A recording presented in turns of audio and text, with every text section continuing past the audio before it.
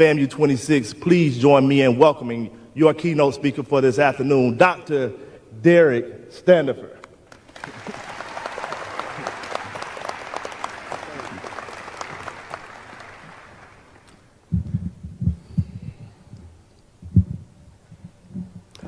Can we give it up for Dr. Ellis for that amazing introduction one more time? So what I do, I teach people how to solve the twists and turns of the Rubik's Cube, but I also teach people how to solve the twists and turns of life. And it's only 5 steps to solving the Rubik's Cube, and there are only 5 steps to solving the twists and turns of life. So the first step of solving your Rubik's Cube, the first step of solving your life is to believe. Now we're going to be interactive today. Can I get everybody to please say believe? Y'all, you gotta have confidence in this thing called life. You gotta believe in yourself. If you want to accomplish anything that you want to accomplish, you gotta believe in yourself. There's an African proverb that says, a person who say they can and a person who say they can't are both usually right. Y'all, I just accomplished a milestone that I never thought was possible for me. Y'all, I just earned my PhD from the greatest university on the face of the planet, and I never thought it was possible until I came to FAMU. Y'all, I grew up in Atlanta, Georgia. Nobody in my family ever graduated from high school. And you mean to tell me that I can earn a PhD? And FAMU showed me, they introduced me to people like Dr. Ellis and Dr. Robinson and Dr. Jackson. Y'all, I'm from Atlanta. The only doctor that I knew was Dr. Dre. And you mean to tell me that I can earn a PhD? I never thought it was possible, but they saw something in me that I didn't see in myself, and it fueled my belief, y'all. So the first step of solving your Rubik's Cube, the first step of solving your life is to believe in yourself. Now, after you gather that belief, y'all, step number 2 of solving your Rubik's Cube. Step number 2 of solving your life is to solve your cross. Let me get everybody to please say solve your cross. Now, solving your cross means to identify your why, your reasons, what motivates you.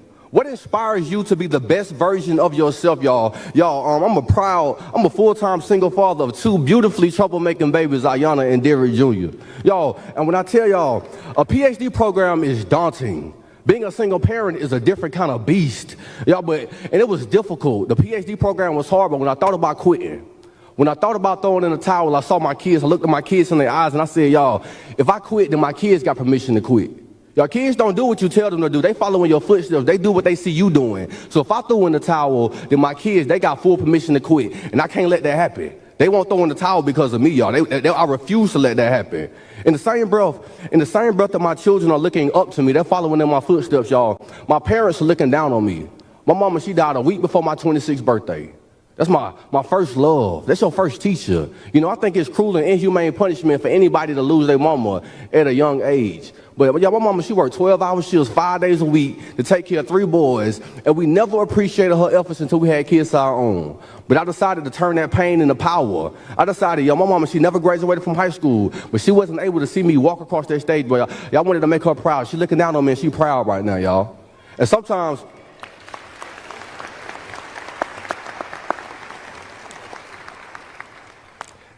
our wives, y'all, are petty. Y'all grew up in Atlanta.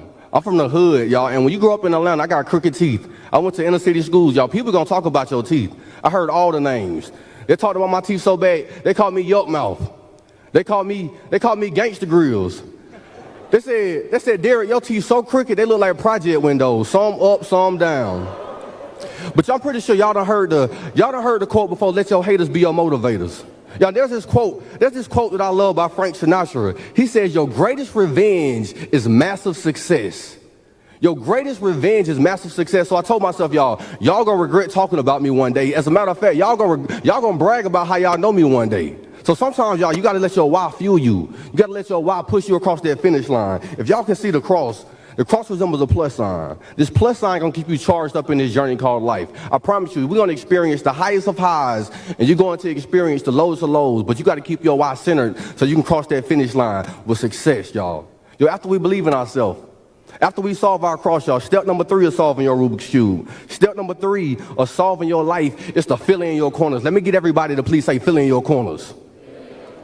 Now, filling in your corners means to surround yourself with people who are going to push you and motivate you to be the best version of yourself. You're an average of the people that you surround yourself with. Right now, we're still in the thick of COVID, right? We're still in the thick of COVID, and we're practicing social distancing. Y'all, because if you get into the area of somebody who's sick, chances are you can get sick. But success principles work the same way. If you want to be successful, if you want to be great, you need to find successful people to put in your circle. You need to find successful people to put in your life if you want to be successful. You're an average of the people that you surround yourself with. So I make it a mission to only have quality people in my life. As a matter of fact, everybody in my circle, everybody who I call a friend is smarter than me. There's a quote by Dennis Kimbrough. He says that if you are the smartest person in your group, then you need to find you a new group.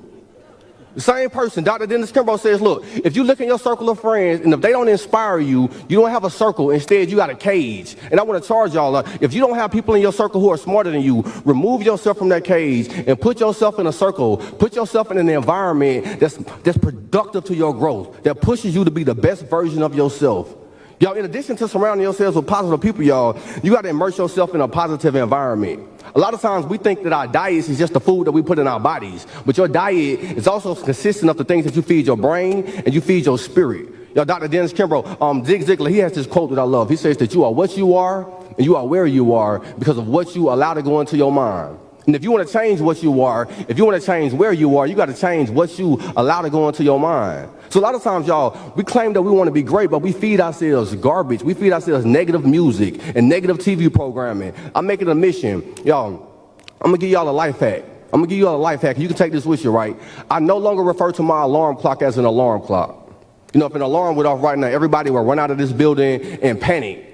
Instead, I refer to my alarm clock as an opportunity clock. Because every day I hear my opportunity clock, I got an opportunity that I can get up and change the world. I got an opportunity that I can get up and make my mark on this world, y'all. So I want to charge y'all to change your alarm clock and to refer to it as an opportunity clock. And y'all, I want y'all to wake up every day with the opportunity that you can change your life and change your mission and to make a mark on this world. So y'all, so after we believe in ourselves, after we solve our cross and after we fill in our corners, y'all, we got an entire side of the Rubik Cube. So that's a solid foundation. Now, step number 4 is solving your Rubik's Cube. Step number 4 is solving your life is to take it to the next level. Now I need everybody in here with power and conviction and energy to say, take it to the next level. Take it to the next level.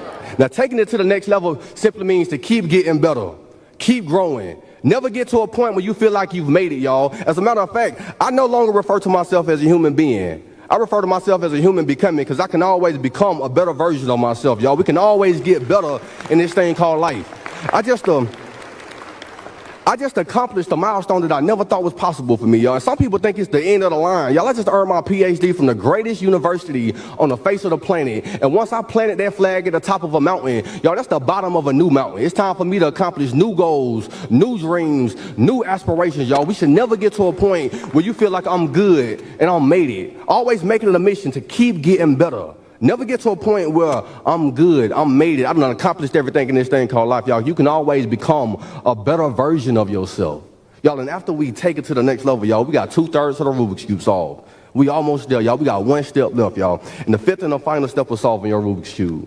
The 5th and the final step was solving your life is to keep your commitment to your commitments, is to see the bigger picture. Let me get everybody to please say, see the bigger picture. Now, seeing the bigger picture simply means to keep your commitment to your commitments. Y'all, when you set goals, when you set dreams and aspirations for yourself, you got to make it a mission to see it through. They're going to be trials and tribulations. They're going to be the hardest of obstacles, y'all, but you got to make it a mission to keep your commitment to your commitments. And I needed to follow my own advice. I came to FAMU in 2009. In 2011, y'all, I flunked out at FAMU. As a matter of fact, I went to another university. I went to Georgia State University, and I got the lowest GPA in Georgia State history. I got a 0.0 GPA right now at Georgia State. If they would have known that about me, they probably wouldn't allow me to come be our keynote speaker today. But y'all, I was so embarrassed. I had people who I was mentoring who was graduating from college before I did. I heard some words by Les Brown. Les Brown told me, he said, just because you fail, it does not mean that you are a failure. You can always bounce back from your trials and your tribulations. Y'all, that's what I decided to do. In 2013, I came back to FAMU. I was focused. I had a new mental. I had a new mindset, y'all. I was laser focused. I came back to FAMU in 2013, y'all. I'm blessed and fortunate and highly favored. I earned my bachelor's degree. 2 years later, I was blessed and fortunate and highly favored, y'all. I earned my master's degree. And by the grace of God and a whole bunch of prayer, y'all, 3 weeks ago,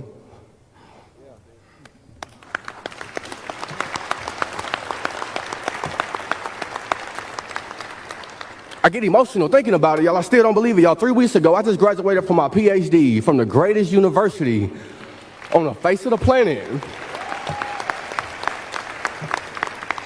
And I say that not to brag, right? I don't say that to brag. I say that to let you know that just because you fail, it does not mean that you are a failure. You can always bounce back from your trials and your tribulations. You can always accomplish your goals and your dreams and your aspirations. I promise you, your life gonna throw you a lot of twists and turns, but I promise you, y'all, when you battle these twists and turns, and you keep pushing, if you keep fighting, you're gonna get to a point, right, where you solve your Rubik's Cube. Y'all, and there's a bonus step to solving a Rubik's Cube. Have y'all ever seen somebody try to solve the Rubik's Cube by taking the stickers off?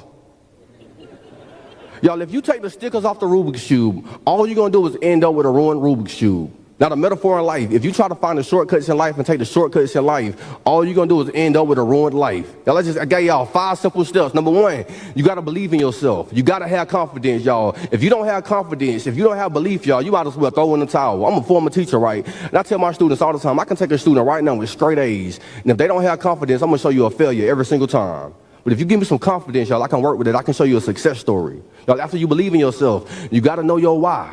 Know your reason. Know why you're doing this. Know who you want to make proud. Y'all, after you develop your why, step number 3, immerse yourself in a positive environment. Surround yourself with people who are going to push you and motivate you to be the best version of yourself. Y'all, you're an average of the people that you surround yourself with. You got to have quality people in your circle if you want to be a quality person. Step number 4, keep getting better. Keep growing. Take it to the next level. Never get to a point where you feel like you've made it. And step number 5, y'all, you got to keep your commitment to your commitments and see the bigger picture. I got one charge. For y'all. Y'all, can y'all be so great? Can y'all be so great that I brag that y'all went to FAMU? Make some noise if you're going to be so great that I can brag that you went to FAMU. Y'all, I'm humbled, I'm grateful. I want to say thank y'all for this beautiful, beautiful, beautiful opportunity to serve y'all from the top of my heart to the bottom of my soul. Thank y'all for this beautiful opportunity to serve. My name is newly minted Dr. Derrick Standifer.